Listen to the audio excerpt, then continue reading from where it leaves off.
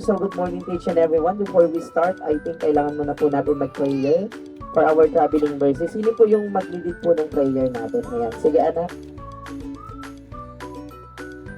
Biglang promeno yung ating coach cup ng napakalapas. Alam niyo po ba kung ano nangyari doon sa bata? Tumama yung bata doon sa windshield.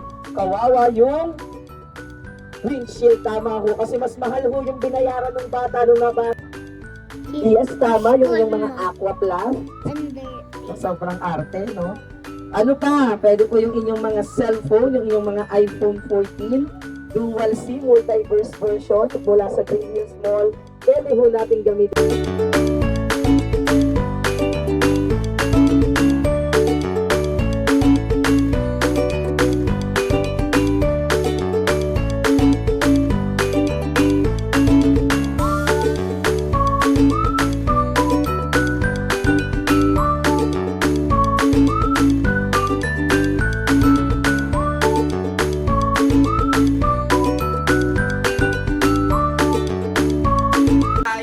Umisip sila ng paraan kung paano magkakaroon ng sistema ng patubig at ang napili nilang lugar ang San Juan.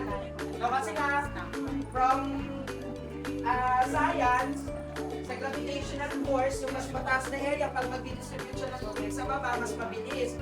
O, the Cariano water system, si Cariano kasi ay isa siyang negosyante noong unang panahon during the Gallian trade.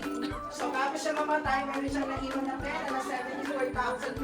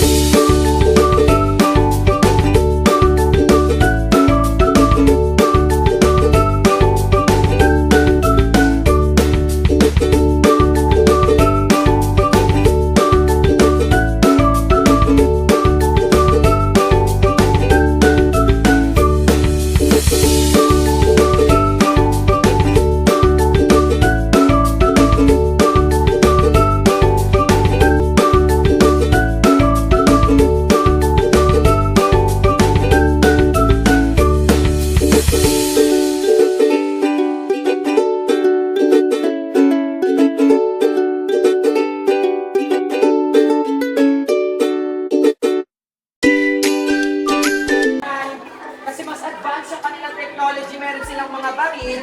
Unlike sa atin, ang gamit lang natin ay kutsilyo, bolo, espada, palaso, at anting-anting. Noong unang panahon kasi naniniwala ang mga Pilipino na once na nakasuot sila ng anting-anting ay hindi sila nakatagdan ng bala o kaya hindi sila masusugatan. Kung ng tatlong babae, sa isa dyan ay pamangkin ni Dr. Jose.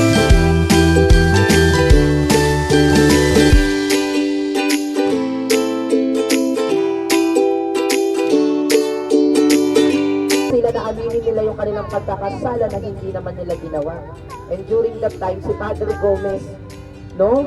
Sinabihan niya ang kanyang pamangkin na patuloy na tumatangis at umiiyak at sinabi nito, mas maigi nang mamatay. Diyan ang tambalang Sharon Cuneta at Gabby Concepcion. Charot. Okay, ayan. Sige po, boss number 5. Papasok sila sa church, ma'am. Okay. We will give them time para makapag-pray. Oh, sabi nila pag first time sa simbahan, mag-pray kasi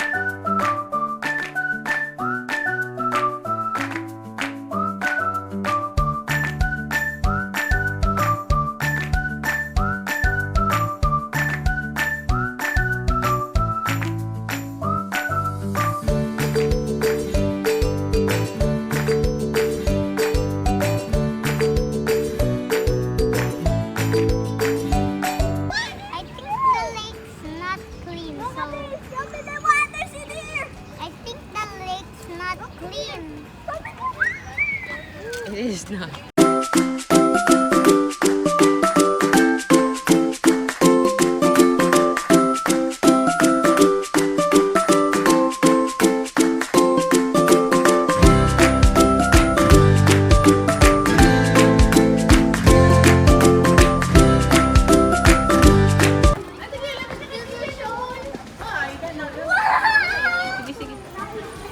May swimming pool doon, no?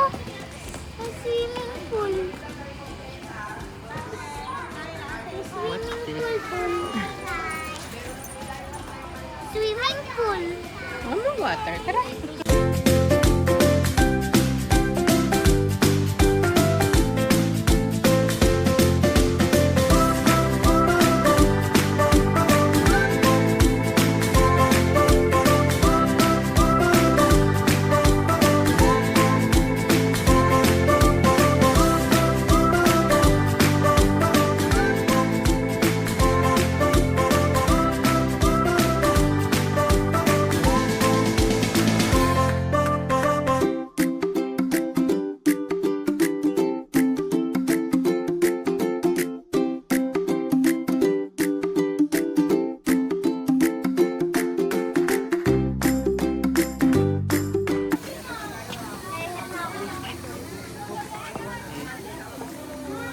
Okay, bus number 5. Look at where you're going. Look where you're going. Told you. I told you. Natin. Katulad nga ng sinabi ko sa inyo, originally inside the Intramuros, there are 7 churches, but the only existing as of now, naligtad ito at ginawang RPJ na nilagyan lamang ng isang palatandaan at ang kanyang kapatid na Narcisa ay nag-ikot sa paligid ng mga sementeryo at nang siya ay makarating dun sa Paco, Manila, tinanong niya yung sepulturero kung sino ang nakalibing. Sabi niya ay lalaki at dito niya napagtanto na ang kanyang kapatid na si Rizal ang nakalibing dito. At nung hinukay yung mga labi ni Dr. Jose Rizal, no, tama naman kasi yung huling damit niya nakasuotan nung siya ay in-execute, yun din yung labi, no, at suot niya nung siya ay nahukay. So siya ay nakuha ang kanyang mga labi sa Paco Cemetery sa Manila at instead of JPR, ginawa itong RPJ. So this one, as you can see, It's big. Big boat. Bye, boat. At ayan yung mga liit na boat pag naka-fire yung boat. Nakasakay ka na ng boat eh. Diba?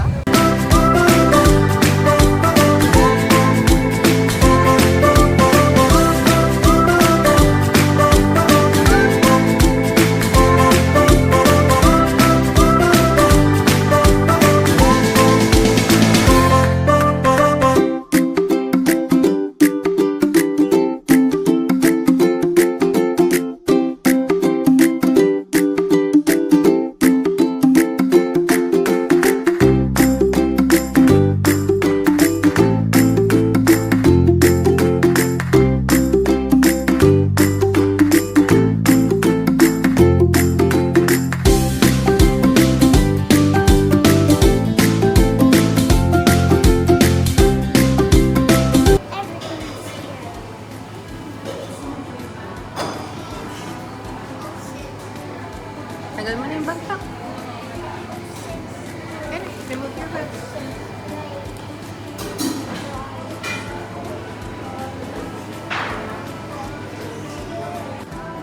Hi! Timothy? Thank you. Cheer, cheer, cheer, cheer, cheer, cheer, cheers, cheers, cheers. Daming cheers. Sa-di-di, sa-di-di, sa-di-di, sa-di-di, Who is that? Chunky from Chinatown.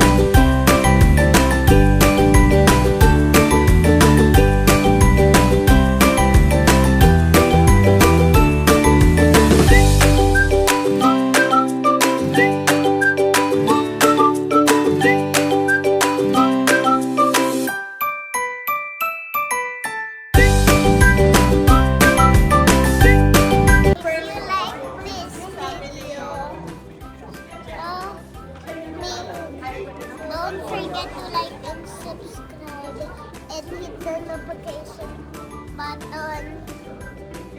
Thank you, Kabulage. Until see you next time. Bye!